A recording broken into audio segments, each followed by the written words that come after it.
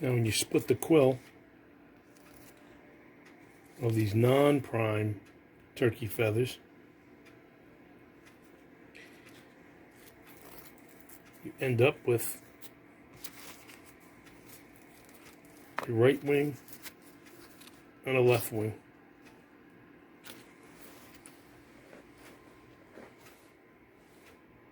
Okay?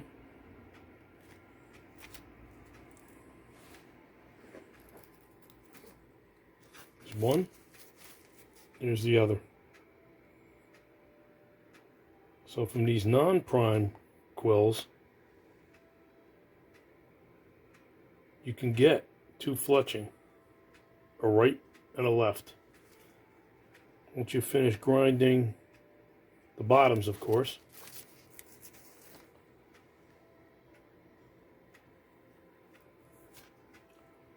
you can use your chopper or cutting wheel.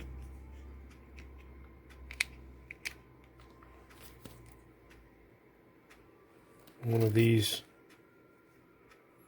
templates. You can cut them right, turn it over. Realistically, you can cut them the other way. Okay?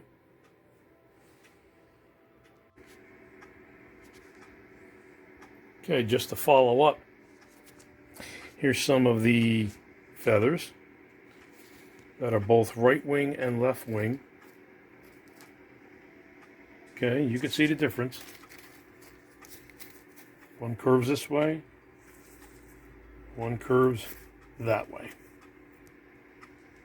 Okay? Alright? And they're from the same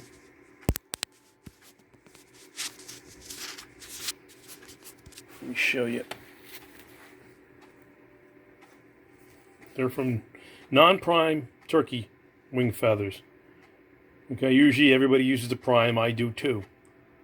But you can cut these and make serviceable fletching out of them, right or left. Here, you can see them right here.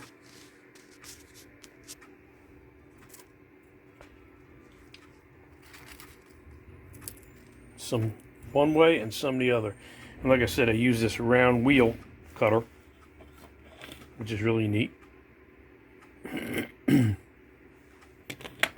this template, which technically is for just one way when they sell it. But I just cut a little groove in here on the other side.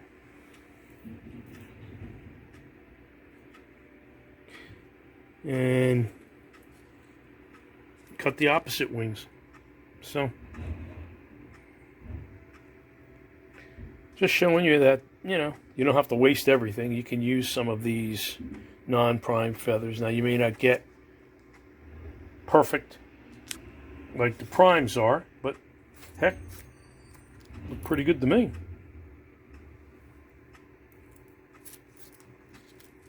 Okay? Just to follow that up. Cut from those.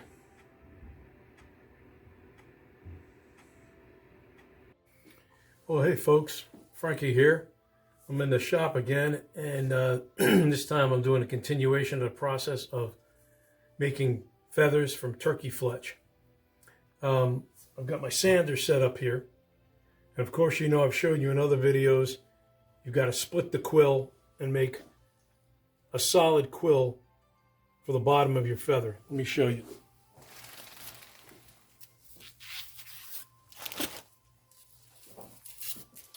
Once a feather is cut, you end up with half a feather with a quill, which is rough.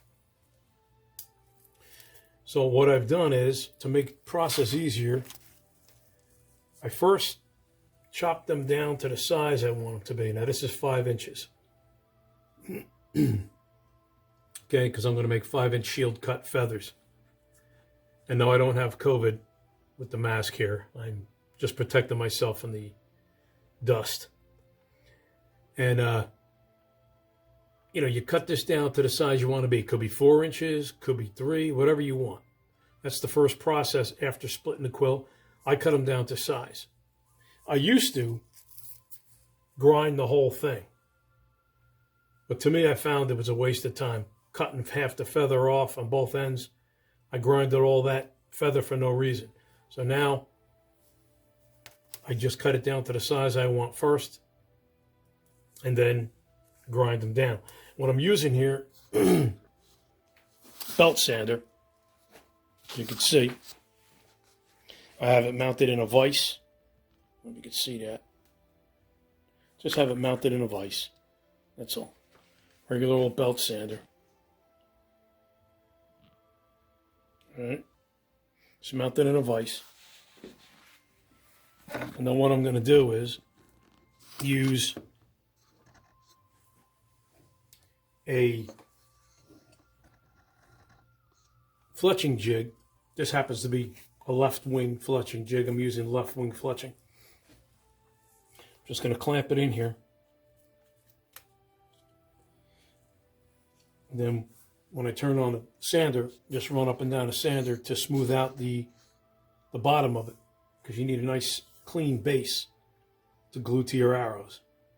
If it's a little rough, you know, it's going to have a hard time gluing. And they could be a little thick, so you need to grind them down. So I'm going to go through the process a little bit and show you what it's about. First thing to do is I'm going to put my sander on continuous run. Hit the button for continuous run. Okay, I'm going to get my gear on, mask and ear protection because it's loud in here, and for the dust. And I'll grind a couple and just show you that it's a simple process. You can do it yourself, save you some money, especially if you got turkey feathers laying around that you want to use. Okay?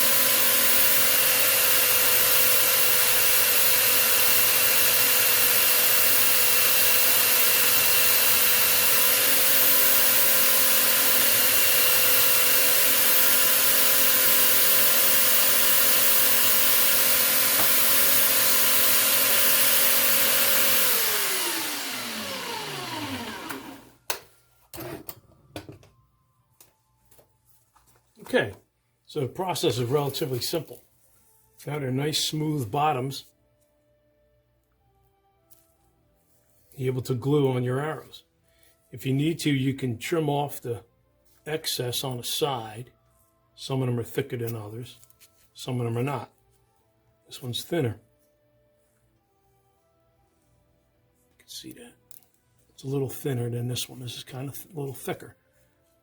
And then you can just trim that maybe with a scissor off the side of there if you need to. Okay, it's a very simple process. And then when that's all done, then you can use your jig and a rotary cutter or a scissor, and of course cut them into regular feathers. It's not a hard process, just tedious. You know, after getting the feathers off the wing, then you gotta split them. After splitting them, you gotta cut them to size and then grind them down.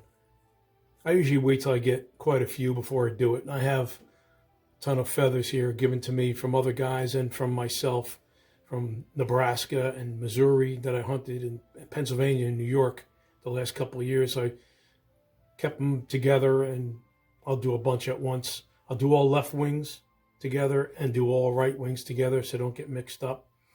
If you only use one kind, you can give another, some of them away, you know, or trade for guys that use one side or the other if you want to do that. But the process is the same, either left wing or right wing, it doesn't matter. And like I said, it's very simple. Yes, you can do it by hand, by holding it in your hand and using a piece of sandpaper with a block. That's tedious. It takes a long time to get that done. Sander works a lot better and makes the process go quicker. You don't have to have a fletching jig if you don't have one. I mean, you can make some sort of jig with two pieces of wood held together, or there are companies out there that sell jigs to hold your feathers in so you can grind them down. So whatever you want to do, it's up to you. But so it's just another simple process in the road to making your own feathers. And newcomers out there, maybe the old timers or guys like me, we've been doing it a long time. We know what to do, but maybe the younger folks and the guys maybe just getting into traditional archery don't know how to handle the feathers. And this is just another step in the process. So we'll see you soon. Take care. In the meantime, good luck through the upcoming seasons next year, and we'll talk to you soon.